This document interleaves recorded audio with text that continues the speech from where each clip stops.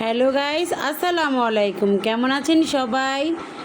আমিও ভালো আছি আমার মাটাকে নিয়ে। তো আজকে দুপুর থেকে ব্লগটি স্টার্ট করা, কারণ আমি ছোট মেয়ের মা।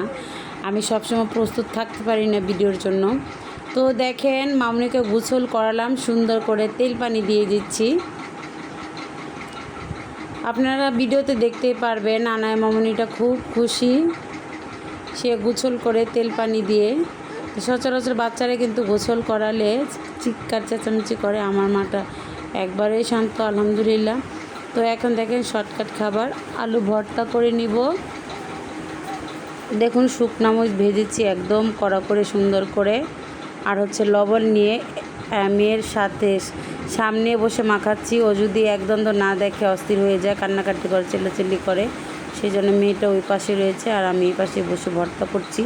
তো আমার ভিডিওর কোনো অংশ যদি ভালো লেগে যায়, লাইক কমেন্ট শেয়ার করে চ্যানেলটির পাশে থেকে যাবেন। এই দেখেন একটা ফল, আমি আসলে কখনও খাইনি, মানে বলতে পারেন কখনোই খাইনি এই পর্যন্ত, বড় হয়েছে পর্যন্ত। এটা কী যেন একটা ফল, দেখতে বাঙ্গির মতো। অবশ্যই আপনারা কমেন্টে জানাবেন। এই ভিডিওতে অবশ্যই তুলে ধরবো ফলটা কীরকম। আপনারা কিন্তু কমেন্টে জানাবেন যে এটা কী ফল হতে পারে।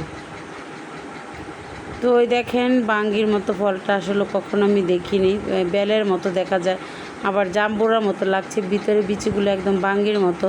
তো যাই হোক, খেয়েছি ফল জিনিস, তো আমাদের নবীজিও খুব ভালোবাসতেন।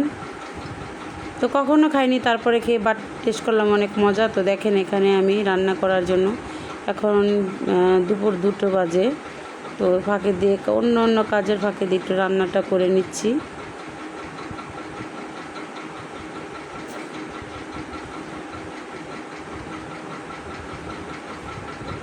তো আমার ভিডিওটা যদি ভালো লাগে, লাইক কমেন্ট শেয়ার করে আমার চ্যানেলটির পাশে থেকে যাবেন সুন্দর সুন্দর ভিডিও পেতে।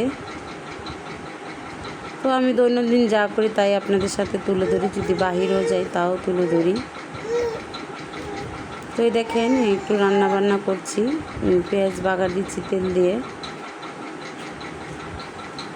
তো এই যে দেখেন সকালে আলু ভর্তা করে খেয়েছি, আলু ভর্তা দেখতেই পেরেছিলেন।